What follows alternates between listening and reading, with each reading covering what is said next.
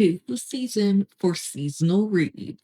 And even though I am much more of a Halloween than a Christmas, I am trying to get into the holiday spirit. We've got like just over a week until Christmas. Amazon seems to be holding the tiny tree I ordered for my book room hostage. So we've got our little gnomes out, and that's just going to have to be the vibe for now. I'm hoping that my tiny tree still arrives, but if it doesn't, well, it is what it is. So I'm not a Hallmark girly, like, at all, and I have some friends who totally are, and that's fine, love that for them, but I'm really trying to get into the holiday spirit this year, and I thought I would just spend a week or so leading up to Christmas doing some holiday reads. So I've got a little list here of some that caught my eye, some that I've considered in the past and didn't read. And, we're going to read a few of them in the coming week. We're just going to have a little fun time with some holiday reads. I'm expecting a lot of rom-com vibes, but we do have some things that are a little bit different here as well. So, first up with the rom-com vibes is How My Neighbor Stole Christmas. I have heard very mixed things about this one, and personally, I've had kind of mixed experiences with Meghan Quinn in the past. Haven't like particularly fallen in love with any of her books, but I don't really hate them either. She's just kind of like mid for me, but the spice level can be questionable. And let me just say, your girl is allergic to cinnamon, like real life truth.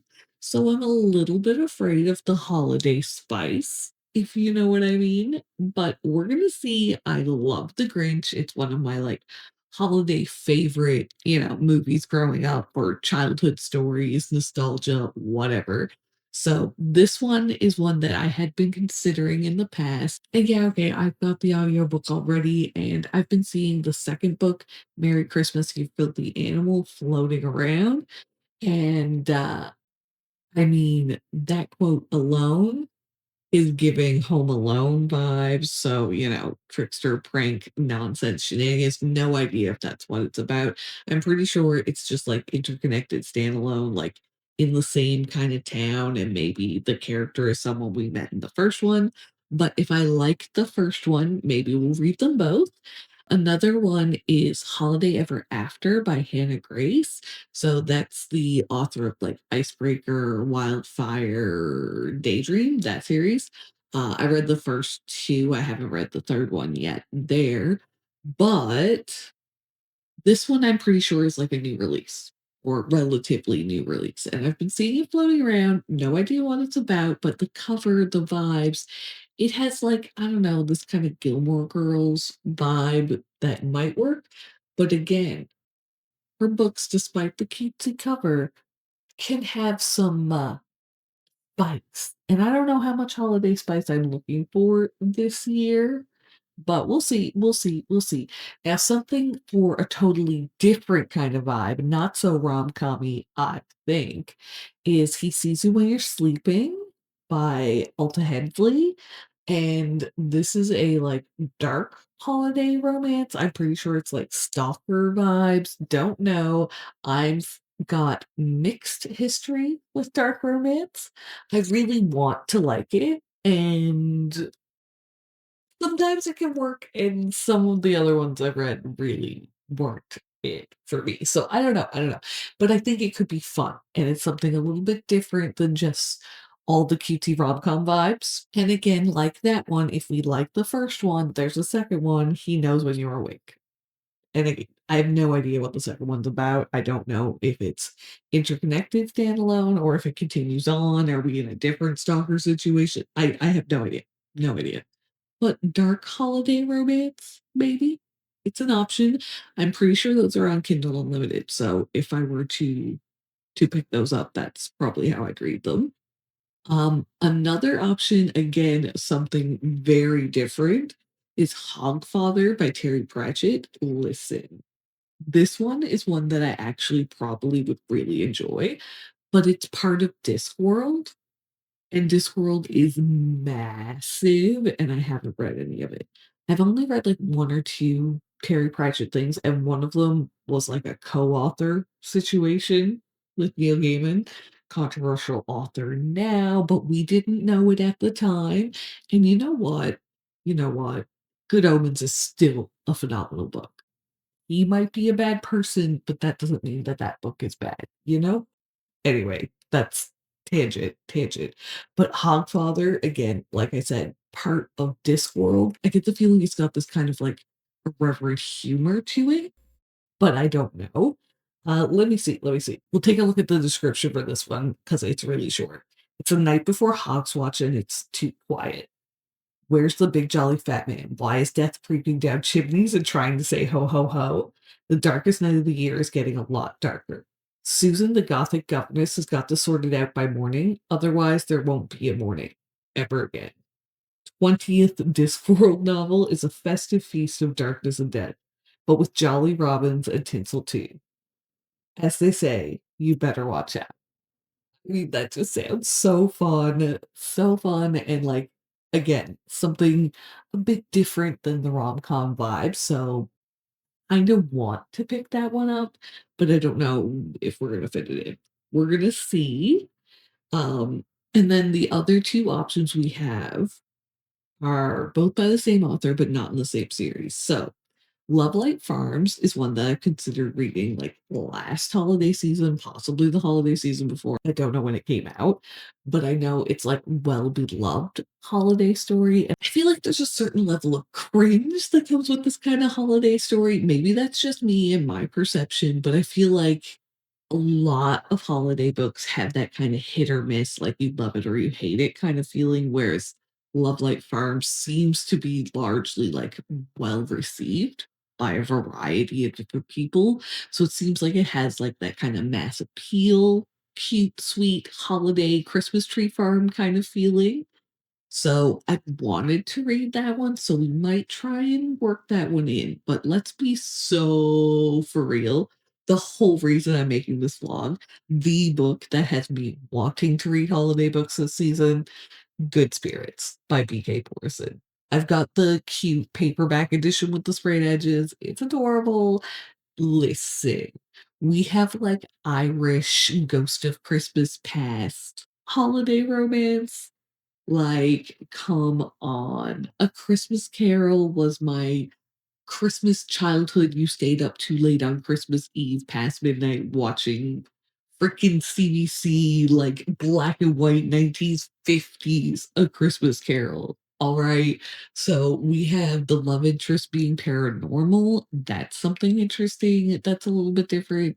Irish and like, look, we're not really like, judging the cuteness of cartoon covers most of the time, but for a cartoon, this ghost, he'd be pretty fun.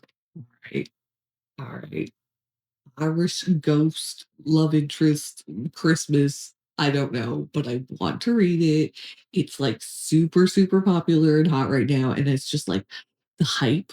I want to ride this hype this holiday season. I don't want to put it off till next year.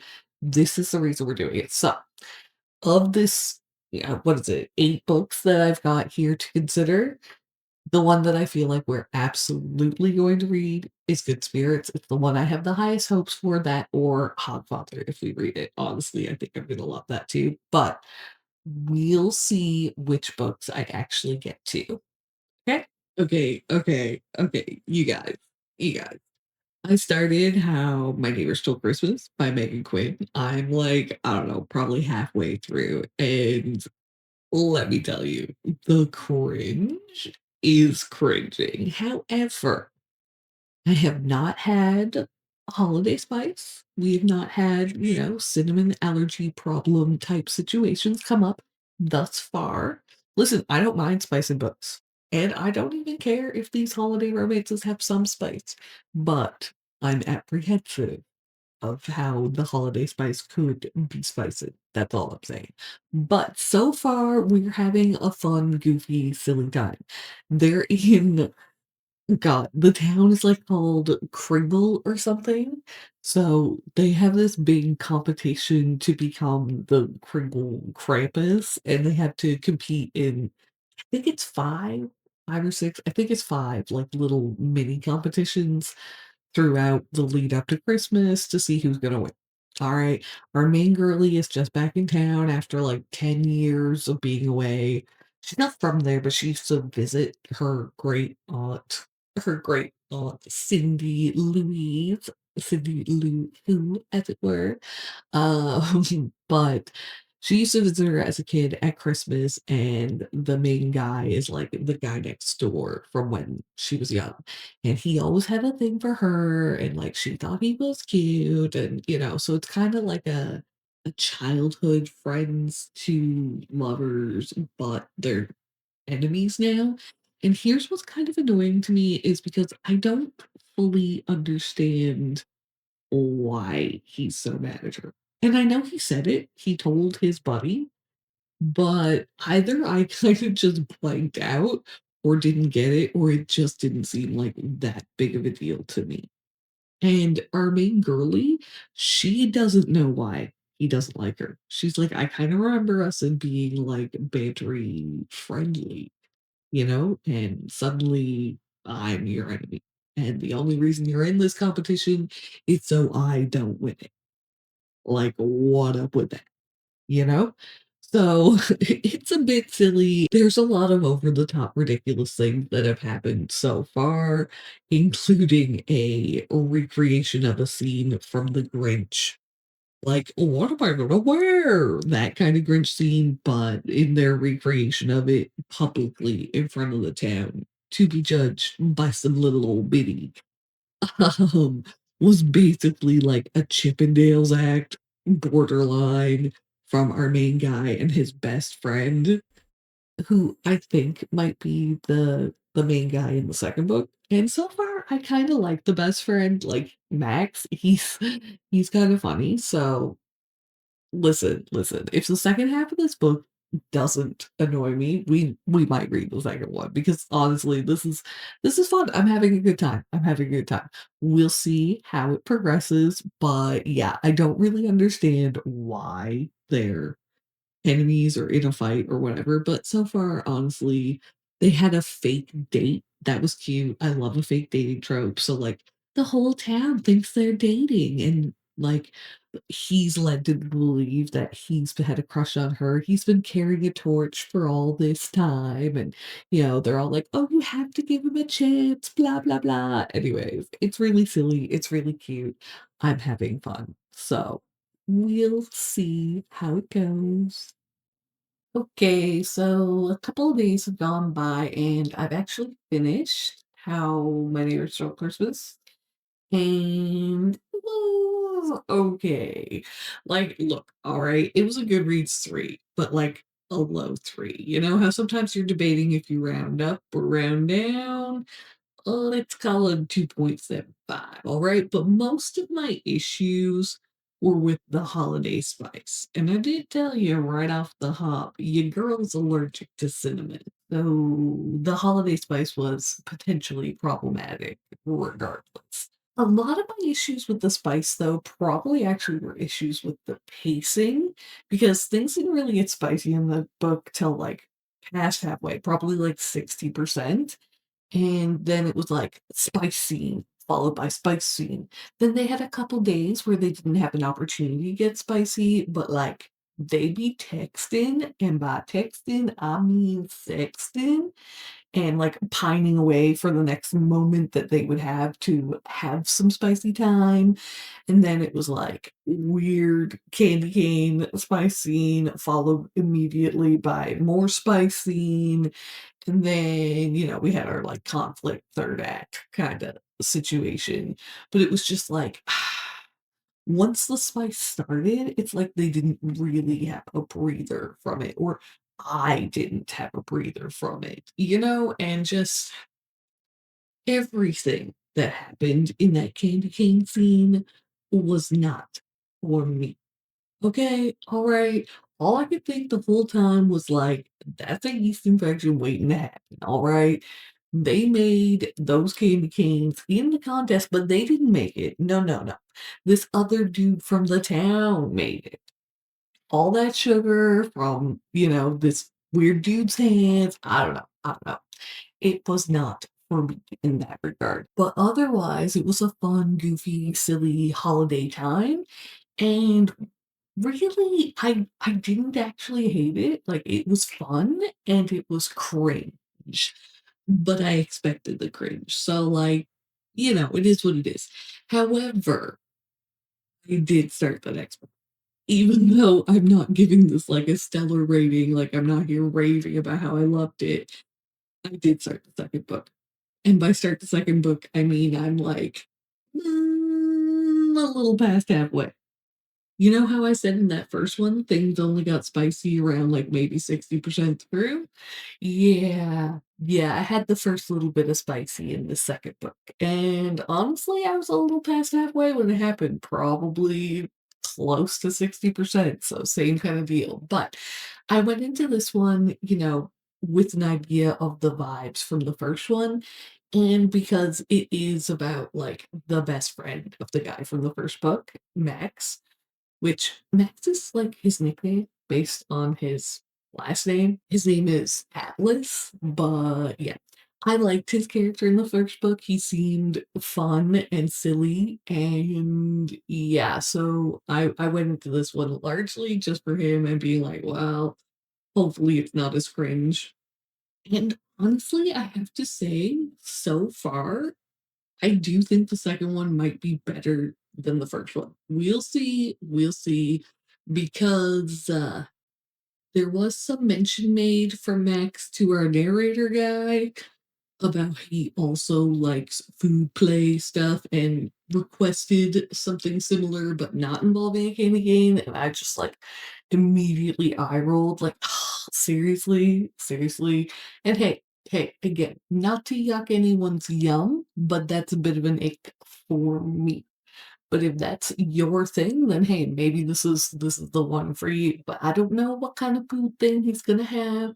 We're gonna see what the narrator comes up with for him. And I have to say, I kind of love the narrator. I don't know if I talked about it when I was talking about the first book, but there's a little narrator who, in the first one, was giving it all of those Dr. Seuss, How Your Grinch Stole Christmas kind of vibes with the little rhymes setting up the story and setting up the scenes. But the narrator would occasionally interact with Cole. So, like, Cole would speak to the narrator or respond to something the narrator said. And in this one, yeah, Max is doing the same thing. Like, legitimately, at one point, Max is like, "Hey, I remember a couple of years ago when Cole was saying, like, something was narrating everything, and I thought it was all in his head. Was that you?" And also, he keeps, like, just totally raising up the narrator, like, he's constantly complimenting the narrator and, like, brown nosing crazy, hoping that, like, the narrator is going to let things work out in his favor, get him the spicy scenes that he wants, hence the food request. Yeah. Yeah. But I like the banter with the narrator. I like the breaking up the fourth wall. It adds to the, let's not take anything too seriously kind of vibe. And, that's kind of what I'm here for with this being like holiday season, light, fluffy. Nobody should be taking things too seriously in the story, except the characters at certain points in time. So I don't think I told you anything about what the second one's about. So we've got this girl from out of town. She came in to stay with her uncle, who's only a handful of years older than her.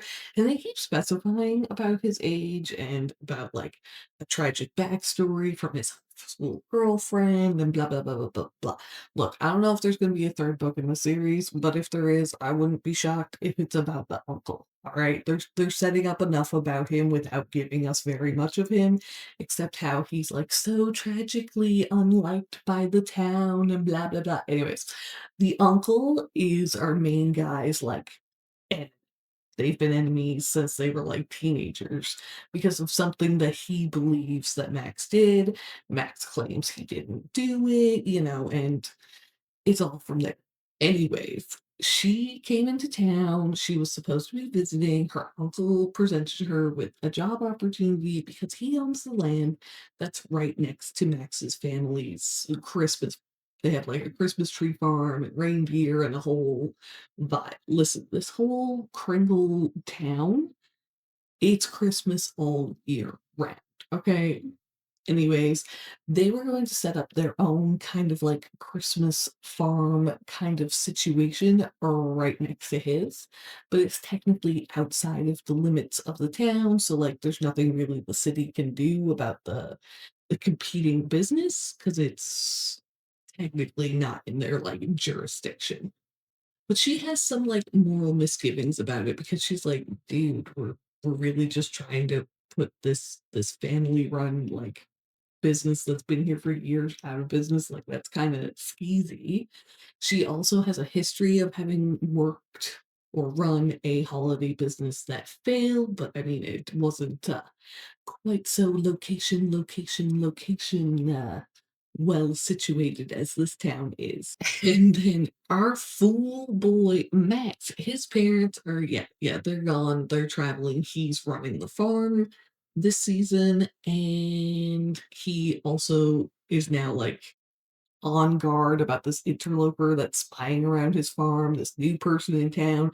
Oh, wait, he thinks the new girl's really, really cute. And then he finds out about the rival business. He's like, no way is she going to put us out of business.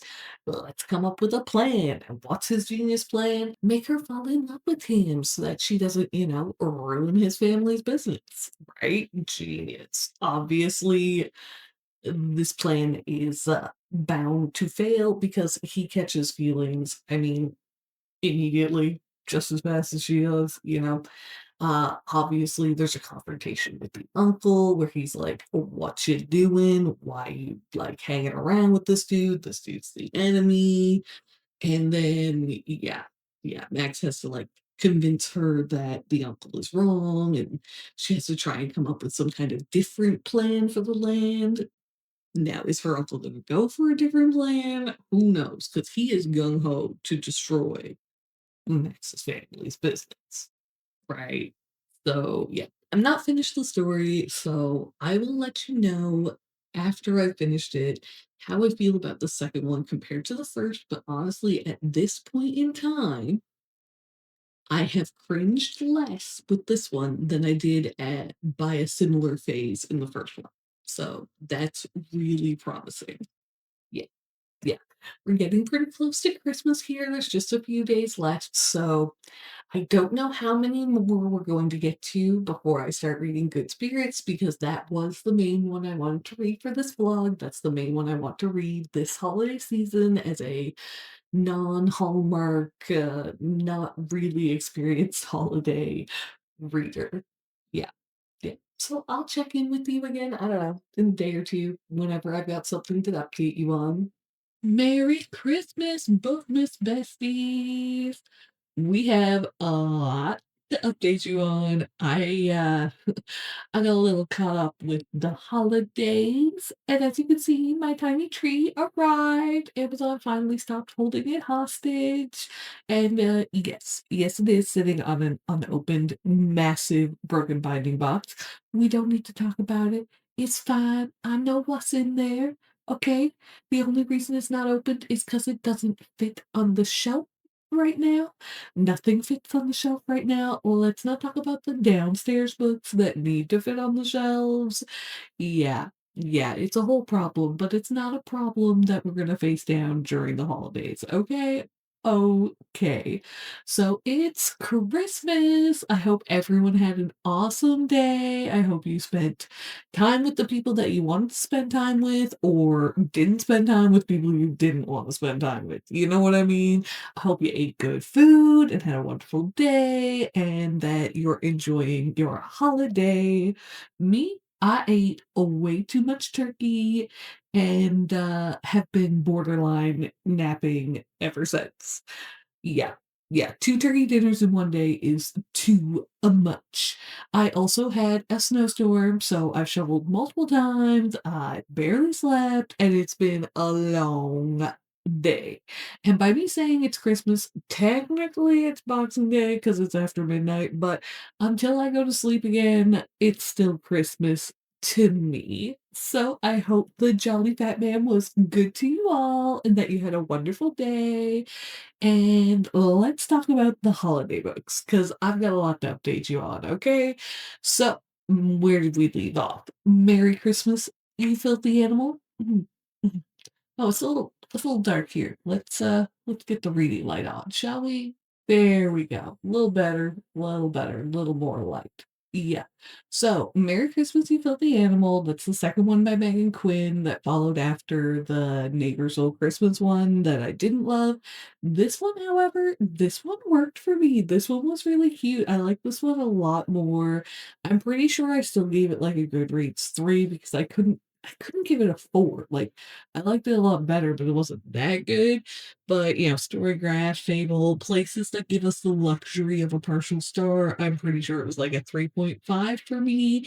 Listen, okay, I'm still not into the spicy food type things. So this holiday food spice thing, yeah, that doesn't work for me.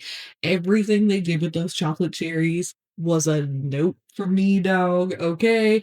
But I will say the popcorn garland scene that, while it didn't, like, do anything for me, it was at least amusing, and then, oh my god, when his parents came in, they got back from their trip at the most inconvenient time, and I was absolutely cackling. I was dying laughing. That was amazing. It was so funny, so fun, and you know what? The conflict in this one, while, yes, still convoluted, was at least more believable than the first one to me. It seemed more realistic, more plausible, and this one just worked a lot better for me. So there's that. Now, I had a theory early on that if there was a third book in the series, it would probably be about the uncle of the girl in the second book. However, the end of the book, we find out who the narrator is. I'm not going to spoil it and tell you who it was, but at the end of it, we find out who the narrator is.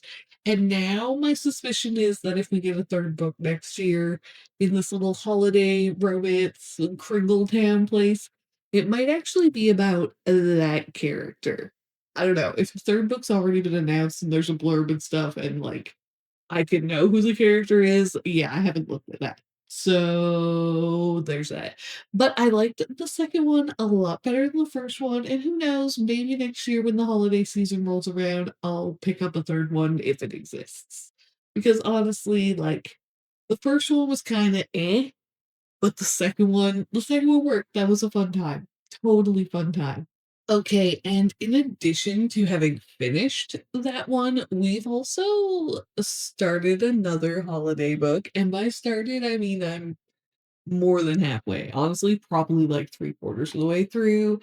I'm listening to it on audio, and that's Hogfather by Terry Pratchett, part of the Discworld massive series. And it's the first Discworld book that I've ever read, to my knowledge. And honestly, it's really fun. Really, really fun, amusing. I was a little bit confused at the beginning, but that might have been a me problem more so than the book problem. And maybe it wasn't so much that I was confused as there were things that were left ambiguous or unknown to us for the first portion. And then I was kind of just like wondering what this was leading up to. But basically, in the beginning, all you really know is that there's like an assassin guild and they going after the Hogfather. Yeah, your jolly fat man for the holiday season, the equivalent of Santa Claus. But in this world, it's the Hogfather, it's hogs that pull the sleigh, but it's still our general Santa Claus idea. And somehow, for some reason, Death is filling in for Santa. Yeah, yeah, I don't know. This is giving me all of the Nightmare Before Christmas vibes that I love at the holiday season because listen, I love Nightmare Before Christmas anytime, like Halloween or Christmas, absolutely applicable, but Honestly, I'd watch that in the spring, it's just fun. But it's giving me that same kind of vibe because we've got our skeletal death type character with a fake beard in the red suit with a pillow up his belly to try and make him look a bit chunked up. And yeah, dropping down chimneys, giving people gifts, going to like a department store type setting to replace the fake Santa because Death wants people to believe. So, is showing up with the Christmas miracles and the actual genuine from Santa type magical gifts, and it's gonna cause some havoc. All right, there was a family at that department store that is gonna go home and find a horse in the bedroom. It's actually so just, like, absurdist and, like, funny at times, but we also have Death's granddaughter? Daughter? Granddaughter? Niece? We're following this girl who's related to Death, and she's trying to, like, unravel what's going on with why the Hogfather is missing and why Death is involved in posing as the Hogfather. Anyways, like I said, I'm more than halfway through. I haven't finished it yet, but I will be finishing it in the next like day or two. So today being Christmas, yeah, we had a storm. I spent a chunk of the day shoveling, but Boxing Day, we're supposed to have an even bigger storm. So I get to spend another a chunk of my day shoveling, but otherwise, my plan for Boxing Day is chilling with books. Why? Because I'm gonna be cold, damp, and cranky from all of the shoveling and storms during my holiday little break. So yeah, I'm gonna wanna come in from the snow, snuggle up in a book, maybe make a hot beverage, and just read. And whether that's finishing Hogfather or not, if I don't finish it on Boxing Day, I will finish it the following day without a doubt. But the book that we're going to be reading on Boxing Day, the book that I wanted to be reading on Christmas, I just holiday busyness got in the way, but we're going to start it. I'm so ready. I'm so here for it. You know what it is. It's the reason we have this reading vlog. It's Good Spirits by BK Borison. It's like the holiday book of the season this year. Everybody's been reading it, and from what I've been seeing, everybody has been loving it. So even though I'm not a Hallmark Christmassy kind of girly, I actually have such high hopes for this one. I'm so excited and I cannot wait to dig into this book. I'm so excited. I'm so excited. Okay. Okay. Okay. I'll let you know my thoughts when I know a little bit more. You guys, I finished Good Spirits by BK Borson. Oh my god, I had such a good time. It was so, like, wholesome and heartwarming, but also, like, bittersweet and touching, and you really, like, felt for the situation that they were in because it was doomed to fail or end at Christmas, so they only had a limited amount of time for their relationship, or so they thought. Let's be so for real, it's a romance, so we did get our little happily ever after at the end. Oh, it was adorable, and I've gotta say, as far as, like, a ghostly guy goes, our Mr. Ghost of Christmas Past was absolutely book boyfriend material. No joke. He was adorable and sweet and so attentive to like our girl's personality so that he was readily able to like meet her needs. And when we're talking about needs, things didn't really get too spicy until relatively late in the story, which I appreciated. And for the most part, the spice wasn't like too crazy overt. Like, I'm not saying it was closed door or anything because it wasn't. But there's certain amount of like overt spice that sometimes can give me a bit of the ick, and I didn't really find that here. So honestly, I had such a good time with this one. And if it is a series, I probably will read the next one like next Christmas if it's out. You know what I mean? It was so good. So good. Honestly, probably my favorite out of this vlog. Well, it's this or Hogfather, but they're so, like, radically different that it feels a little unfair to compare them. But out of the, like, holiday romance, Hallmarky kinda vibes reads that we had here, even though there were only, like, 3 of them, this one was my favorite. No hate to Meghan Quinn, honestly, I really like the second one of hers. Not so much the first one, but, whatever. If we gotta have a favorite, this is probably it. It was so cute, so cute. Oh my god. Oh my god. Hey guys, editing freaky here.